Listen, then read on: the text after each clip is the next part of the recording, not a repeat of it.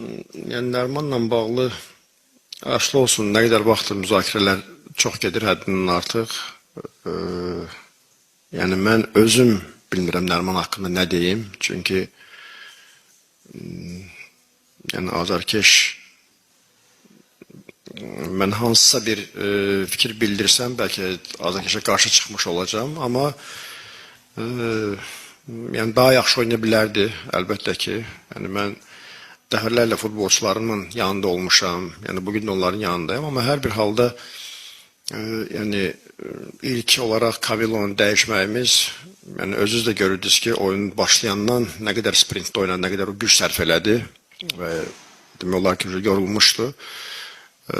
Buna baxmayaraq yəni belə bir cavabım yoxdur ki, azarkeşlərin narazılığına hər hansı bir fikir bildirim.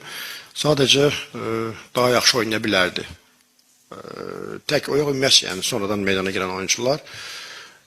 Sonra meydançı amilində meydançı düzdür, ağır idi, amma yəni belə deyək də indidən sonra mən hər hansı bir fikir bildirsəm ki, bu olmasaydı biz qalib gələrdik, filan olmasaydı biz qalib gələ bilərdik, amma hər iki komanda üçün eyni idi. Hava şəraiti də, meydança da, şərtlər eyni idi. Sadəcə mən dəfələrlə bildirmişəm ki, səbəb olaraq yox, sadəcə bu komandalar, hansı ki Avropadan gələn komandalar il boyu bu rejimdə, bu tempdə oynayırlar.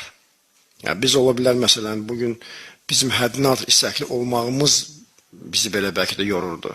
Yəni oyun başlayandan, yəni mən canlıda da öz fikirlərimi bildirdim və düzü mən oyundan kənardan baxıb həzz alırdım.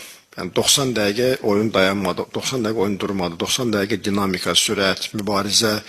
Yəni bu hətta fikirlərini bildirdim ki, ümumiyyətlə son vaxtlar çox oyunlara baxmışdıq. Yəni həm analiz eləmişdik, həm Çempionlar Ligi oyunlarına baxırıq. Yəni bəlkə də bir son vaxtlar bir 3 ən yaxşı oyunlardan biridir bugünkü oyun. Yəni dediyim kimi hər iki komanda cəsarətli oynamağı, dediyim kimi xeyli sayda qol episodu, qollar, ümumiyyətcə belə. Məğlub olduq, yəni belə deyəcək bir şey yox.